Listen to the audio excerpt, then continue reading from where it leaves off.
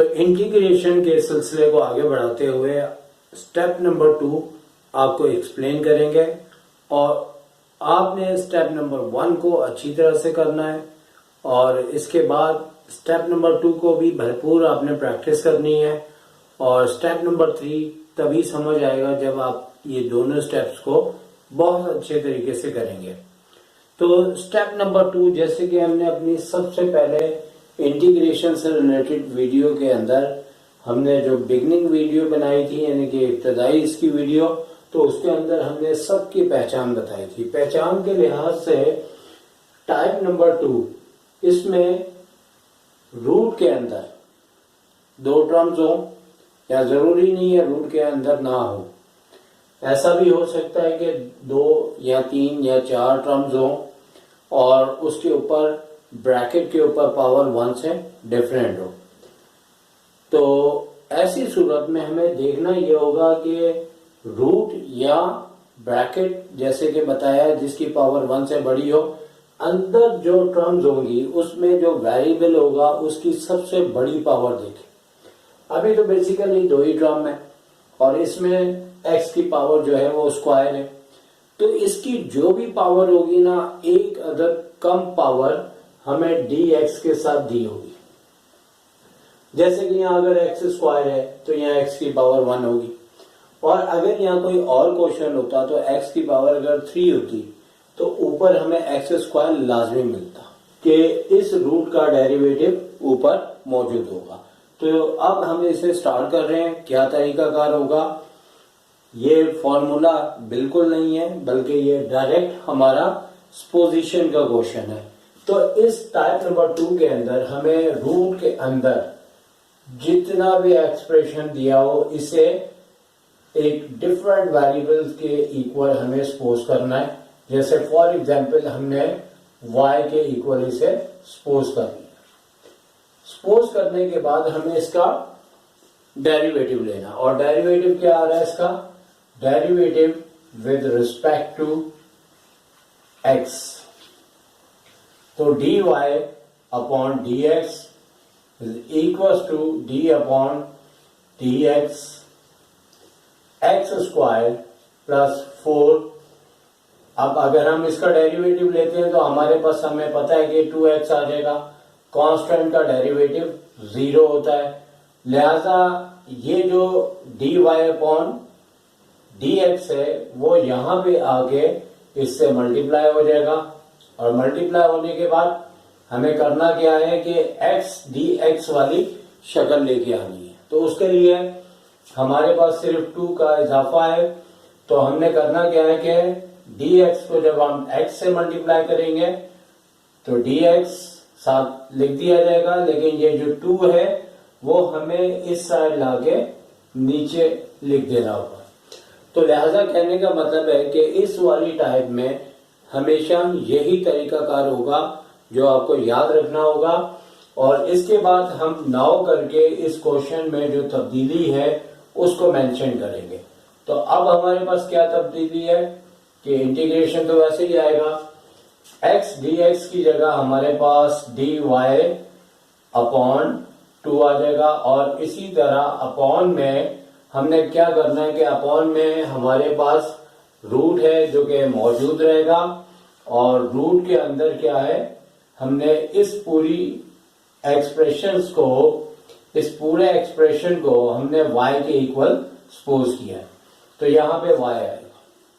Basically y root में है और वो हमेशा जब हम उसका इंटीग्रेशन लेंगे उसे न्यूमरेटर में लेके जाना है और ऊपर जाएगा तो आपको मालूम है कि 1/2 हम इंटीग्रेशन के बाहर ले लें तो ज्यादा बेहतर है और y ऊपर आगे इसकी पावर प्लस 1/2 से माइनस 1/2 और dy। असल में इंटीग्रेशन का ये सिलसिला है कि इंटीग्रेशन एक सिंगल वेरिएबल का इंटीग्रेशन बआसानी ले लेता है, लेकिन अगर डेरिवेटिव वाली तरीके से हम बात करें कि डेरिवेटिव के अंदर हमारे पास मल्टीप्लाई का फॉर्मूला था, डिवाइड का फॉर्मूला था, बहुत सारी उसके अंदर वैरायटीज थी, एक्सपोनेंशियल्स का डेरिवेटिव लिया जाता था। लेकिन इंटीग्रेशन अगर देखें तो हमें सिर्फ और सिर्फ ये कहता है कि मुझे सिंगल वेरिएबल चाहिए और उसकी पावर आप बेशक कुछ भी दे दें, कुछ से बुला दें कांस्टेंट में, तो वो उसका इंटीग्रेशन फाइंड आउट कर देगा। तो लिहाजा कहने का मतलब है कि यहाँ पे तो कोई सिंगल वेरिएबल नहीं था, लेकिन हम डेरिवेटिव की हेल्प लेते हुए हम इसे सिंगल वेरिएबल में लाने में कामयाब हो जाते। तो बात क्या बनी कि इंटीग्रेशन के मिजाज के मुताबिक हम ज्यादातर क्वेश्चंस के अंदर सिंगल वेरिएबल्स लेके आते हैं ताकि इंटीग्रेशन उसे बआसानी सॉल्व कर सके। अब जैसे कि ये सिंगल वेरिएबल है और उसकी पावर -1/2 है। अब नॉर्मली जो तरीकाकार है इंटीग्रेशन का कि 1/2 और y की पावर में हम 1 ऐड कर देंगे, और जो पावर होती है वो डिनोमिनेटर में भी लिखी जाती है इंटीग्रेशन के तरीकेकार से। और जैसे ही इंटीग्रेशन और dy खत्म होता है तो यहाँ पे कांस्टेंट c लगा दिया जाता है, जो कि अगर हम डेरिवेटिव के लिहाज से सोचे जो 0 हो चुका था वो वापस आ जाता है।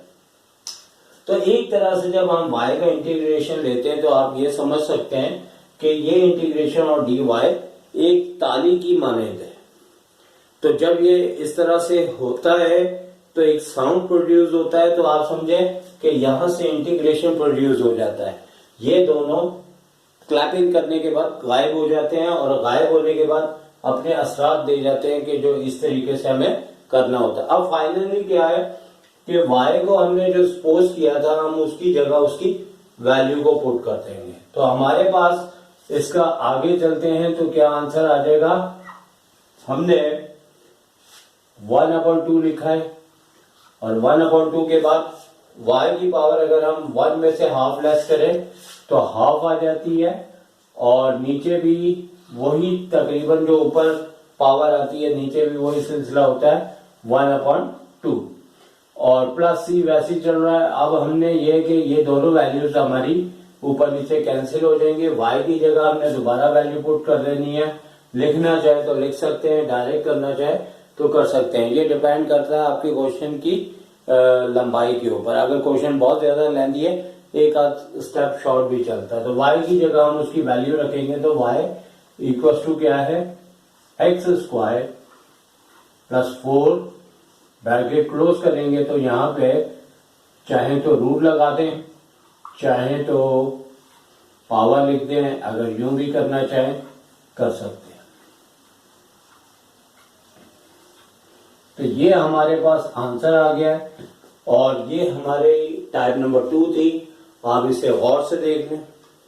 हमने अपनी तरफ से एक क्वेश्चन और लिया, क्योंकि हर टाइप को समझने के लिए कम से कम 2 क्वेश्चन, एक बिल्कुल सिंपल और एक उससे थोड़ा सा मिलता जुलता एक और क्वेश्चन जो आपको मुकम्मल तौर पे इंटीग्रेशन समझ आ जाए। हमने एक और क्वेश्चन लिया। इस बार हमने एक ब्रैकेट लिया है और ब्रैकेट की पावर 1 से डिफरेंट रखी है और यहाँ पे 3 टर्म्स है।